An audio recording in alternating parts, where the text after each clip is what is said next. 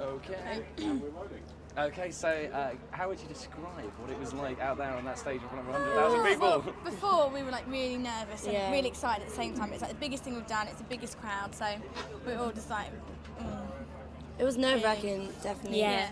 And it didn't help that there was a technical fault during the middle of it. We were cool, you know, we stuck together. And we had to carry on, you know. But it was really fun. You get such a buzz out of playing to so many people. It's overwhelming. So all you can just see is this sea of heads, like as far as you can see. So what happened in the middle of the set?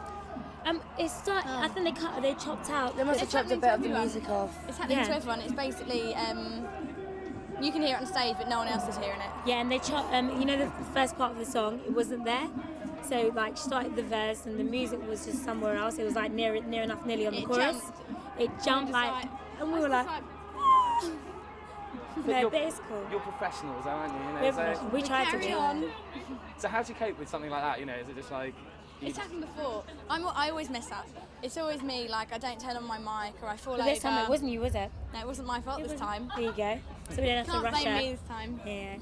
So what do you think of today? I mean, like all these acts, and you guys on the act as well. I mean, but what do you think of that? I think that's why we're nervous. Yeah. Because that's such a brilliant No, lineup. Destiny's Child, you know, Usher, Cisqo, Wyclef. Cisqo, who I bumped into in the lift today.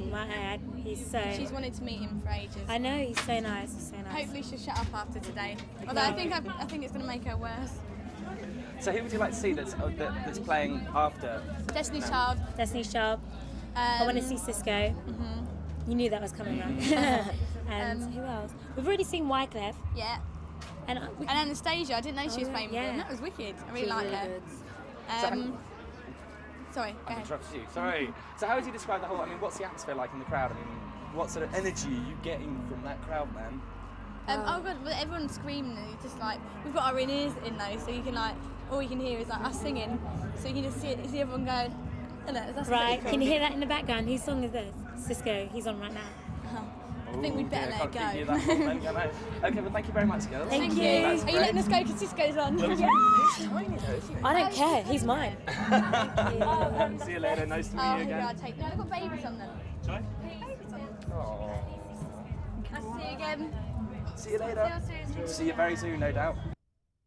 But do you remember when we were in the little room with the mirrors right at the end of the mirrors? It was like a little dressing room it was actually the toilet that we did the interviews in. Oh yeah, I do remember. What's up? And we were all kind of like that. And I was talking about I wasn't sure what was going to be my first single. And here we are in glamorous London. Not quite the same. Oh no, you should keep it out. That's so cool. Is that your dragon? Mm-hmm. Hope you're not going to unleash it on me.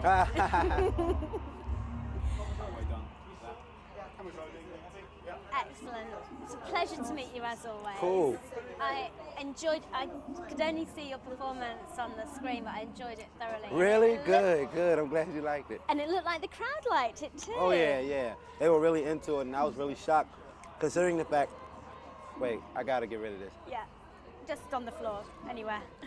Anyway, I was really shocked the crowd was so into it considering the fact that I was singing songs that they really don't really know unless they have my album. And then when it came to the thong song, I didn't even sing it. I just like played like a verse of it, and went through with the rest of the show.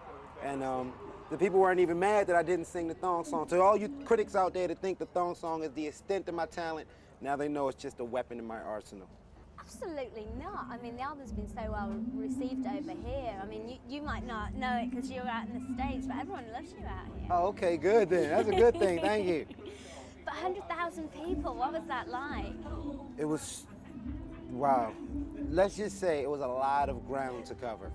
It's like really difficult being a solo artist, ripping and running back and forth across the stage, trying to give everybody in the audience as much attention as you possibly can. That's kind of why I jumped down and then kind of went, over into the trust, and I was all up over by the cameras and stuff, just trying to get a little closer to make them feel my performance a little more. It was really exhilarating, feeling the energy of the crowd, but it's kind of difficult trying to sing to so many people too. It's an amazing lineup here today. Definitely. Is there anyone who you've kind of caught up with, or people you've watched who've Oh impressed no, you? I'm really good friends with like Craig David, and I heard him doing his thing. He did a different rendition of his song, as well as I saw Wyclef Jean, Shaggy, Destiny's Child, a lot of different people. It was really cool. I mean, you guys come over here with all your talent and we embrace you. Do you think Craig David's going to make it? Yeah, as a matter of fact, right now over in America, everywhere I am, he's right there. And that's a good thing. Like, no, it's cool. I don't mind because I really like him. He's really talented. And his single, his single I think it was called Last Night. Yeah. Why were you creeping around? Yeah, it's that it was like a big hit over here last year. Yeah. And this summer they're playing it in the U.S. and he's getting a lot of airplay over in the U.S. And I've never really, actually, in my personal opinion, I think he's the first R&B artist from abroad that's been embraced by the American audience. So I think he's really going to make history. Excellent, excellent. Now let's talk about you. Let's talk about your album. Was this a far more personal album for you? Mm-hmm. And This particular album was a lot. It was pretty much just to show that the thong song, the double-edged sword, the thong song was not the extent of my talent, just a weapon in my arsenal. That was the main reason why I did this album. Originally, we were going to come back with a Dru Hill album, but I didn't want Dru Hill to have to carry the burden of trying to attack or trying to beat the thong song. So I figured, sink or swim, I'll take it on my own and then come back with the new Dru Hill album this time next year. It's really a personal album. It's out right now, and it's a lot of good material on it, and we expect it to do well. So you guys, if you don't got the album, go get it, unless you want me to go back home. You're telling me. I've just been told I've got to wrap up. Can you show my camera your dragon and tell me a little bit about what the dragon symbolizes The dragon. to you? Well, here's the dragon, and every time I go on stage, it cuts me. Normally, I either get cut in the face or somewhere. Anyway, the dragon is basically the symbol of Dru Hill. I used the dragon just to show everybody that I didn't forget what clan I'm from, and that's the Dru clan. So there's nothing really specific about the dragon. I could have easily just been Cisco, but I wanted people to know that I remember and I still love and respect my group Dru Hill, and Dru Hill's icon is the dragon. So you'll see, if you see any other members of the group, you'll probably see them with a dragon as well. Cool. It's been a pleasure to meet you as Cool. always. Thank you. Look forward to catching up with you again soon. All right. Take care. Thank you. Are you ready? Yeah, camera rolling. Okay, Tom, well, you've played with a lot of people before, so how was this compared to other performances you've done? Well, I play so many different kinds of venues, so it's as long as the audience is there, it could be indoors, outdoors, it could be 1,000 people or 10,000 people, or like here, over 100,000 people. But I played Party in the Park before. I was here a couple of years ago, and it was fantastic. And the difference is when it's still light. That's the big difference for me, because when you sing in the dark, you have spotlights on you and you can't really see the audience. But when it's light like this, you can actually see them. So it makes it different, but exciting though, because you can actually see what's going on. Definitely. How would you describe the atmosphere out there today? I mean, fantastic. I mean, everybody's really enjoying themselves. You know what I mean? There are so many great acts on, all kinds of acts. So I think that's what makes it. And a lot of I think there's more live singing today than maybe that has been in the past. Because sometimes though when you make a record, it's hard for some bands to get that live vocally, because there's so much going on. But I'm pleased to see so many people singing live today. Now I've got Is that it? Oh, okay. Thank you very much, Tom. Sorry, that's very. Between having fun and then being relaxed and focused enough for the gig. So if you get too excited, you kind of forget about the prep. You know what I mean? Yeah. And that's key to having a good show. And you need to be prepared, because I guess when you step out there and there's 100,000 people. Exactly. You gotta think about it a little bit. So how did you feel? Were you hit by sort of a wave of? Yeah, and I was just it's a weird thing. I'll tell you the truth. When it's being televised like that, it's you're kind of aware of the cameras, and so they don't show the audience as much. So you want to, you know, you're there to play a live gig, but you're also kind of aware of what's going on TV at home. So it's a combination of things. But there's moments of passion in it and spontaneity, like the ends are when you can get the crowds moving or just speak to the crowd. I like a combination of that. I'm a pretty spontaneous performer, so it's different. You know, the live gig is different when it's with a band and everything. So, I mean, I know from chart sales, you know that you've got an audience here, but when you step out there and they're all singing your songs, does that surprise you still? Yeah, I think especially the success of I'm Like a Bird. Like I played Tea in the Park last night in Scotland, and just everybody just went crazy when I played that song, you know, to the front to back of the tent.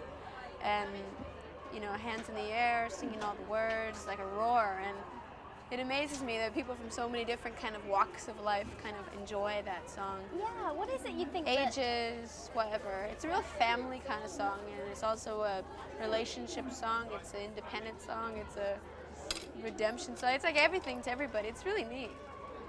And the album where Nelly's been doing really well as well. Well, yeah, it's about the album. That's why I'm really excited. I'm Like a Bird's good for me as a songwriter, just to have that kind of, you know, notch on my belt, kind of saying that I wrote this sort of big hit song, like a classic song.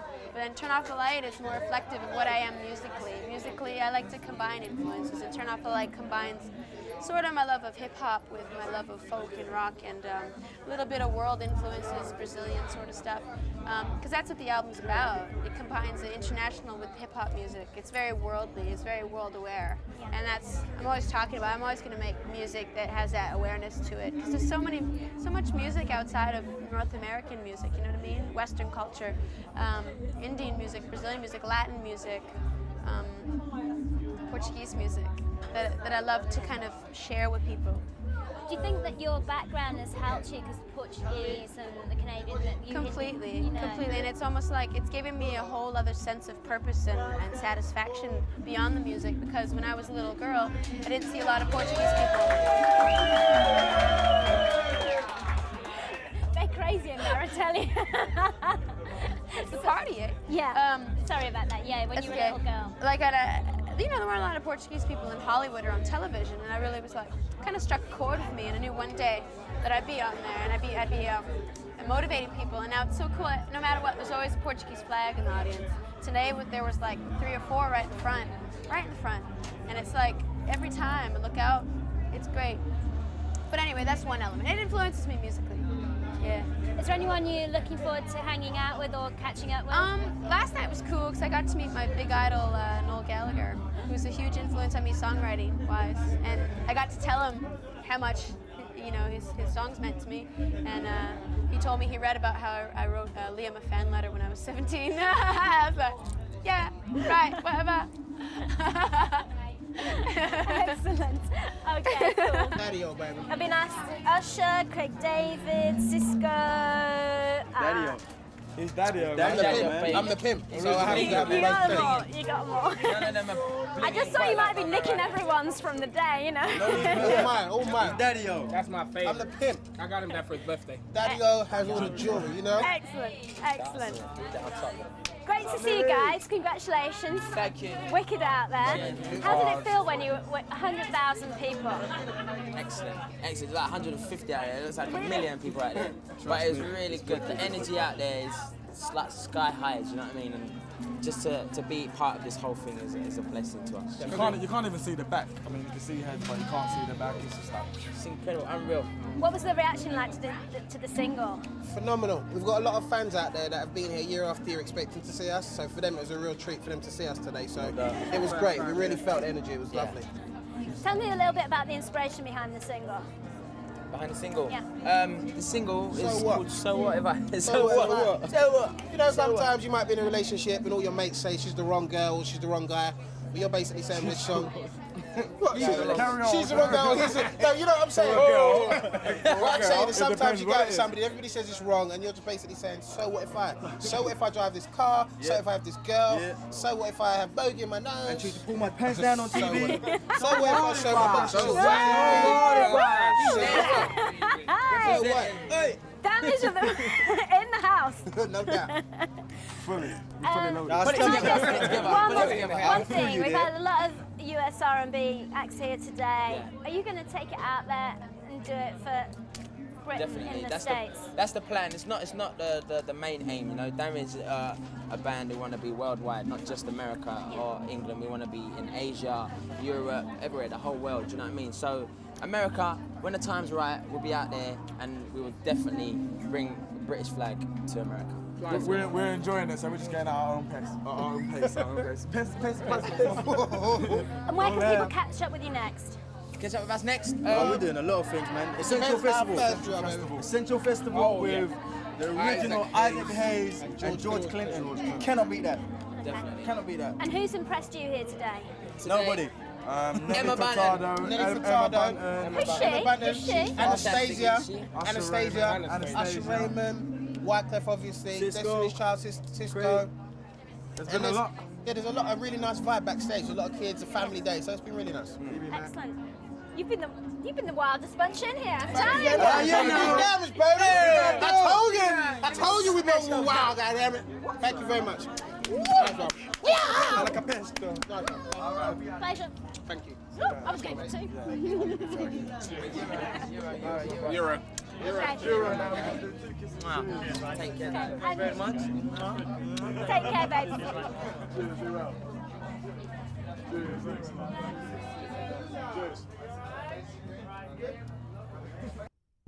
How we doing? And we're sitting back here and we've got a little monitor and we can hear you guys on stage, and then we're just looking at the monitor and trying to get in the vibe. But I'm desperate to run out. They keep pulling me back. I'm just like... Unfortunately, yeah. What a fantastic day, I said. A brilliant lineup. Why did you want to be part of this day? Well, we mustn't forget that it's really for a very good cause. It's for disenfranchised youth and to give opportunity in places where there is none. So it's a wonderful thing. It's something I believe in very strongly. And I think that every artist should feel honored to be asked to appear. How did it feel when you stepped out on that stage and over 100,000 people are... It felt like playing in front of 10,000 people. You can't tell the difference really because you're not sitting there counting. It's just the reaction that you get from the people. If it's nice, everything is cool. Were you surprised that, because I was looking on the screen and they all knew the words, you know? I mean, I know the words, I know them from first time round. That's right. Giving my age away. But you know, right. I mean, you know, you've captured the hearts of a whole new generation. That's correct. That's fantastic. I think that the Ring Bang remix of Electric Avenue paved the way for that, and it paved the way for the Greatest Hits album, which of course these kids who are listening to those songs now were not even born then, you know. So for me, I mean, it's a fantastic honor to have this whole new generation coming to my music, you know, and they've shown me fantastic good faith, and I mean, you can't ask for better as an artist. What is it about your music you think that has such longevity? And, you know, like we said, the youth of today can access it so readily. I think it's two things. I think it's songs, good melodies, in some cases good subjects, and more importantly, very good sound, because I spend a lot of time in crafting the sound of the records so that they last, that they're not just about a fashion or a fad. Yeah. How about you personally? How much are you enjoying it this time round, you know, compared to then to now? Well, you must remember, you know, that I had 4 times around. This is my 4th time around. So, you know, I'm very humbled by the fact that, you know, people should see value in my music to keep me around for 35 years, you know. And with that, one only tries harder and harder. You know, everything that I do, I want it to be better and better, you know, so that I will stay with the audience or the audience will stay with me, you know. And who's impressed you here today? Well, I haven't had much of a chance to see anybody, but I heard Wheatus, and I like Wheatus anyway, you know. I like that Teenage Dirtbag record. And when I was coming down in the car, I got to hear Shaggy's entrance, and I think that sounded really good. But outside of that, I was sitting with the Prince of Wales, and we were chatting, and there was so much going on, you know, people coming from all over to ask for autographs and so on. I didn't really get a chance to see anybody. Okay, cool. Thank you. Wish you could talk more. Thank you. Absolutely. Bye. Playing with the instruments. Actually, first of all, can I get you to do an ident from left to right, and then saying blah blah blah, we're BBMak and you're at the party in the park, and we're at party in the park. Yeah, we're at. So how Christian might say we're at and you're at party in the park. We're at. We're at party. Ready? Yeah. You rolling? Hi, I'm Christian. Hi, I'm Mark. Hi, I'm Stephen. And we're BBMak. And we're at Party in the Park. Excellent. So, party in the park, how was it for you? It's fantastic, Amazing. you know. Went out there, it's like 100,000 people, and you know, it's like it's the bit we love doing. You know, we love performing live, and it was great to get out there in front of such a huge crowd and you know do our thing. It was great, enjoyed it. I mean, you've had phenomenal success and recognition in America. Are you sort of like gratified that now you can play in front of a UK audience? Well, we've had a lot of experience. Last year we toured with Britney Spears, like 50,000 people. This year was on tour with NSYNC, like 70,000 people. So, you know, the crowd's getting bigger. Today was the biggest crowd we performed in front of, but, you know, it was great. Good time.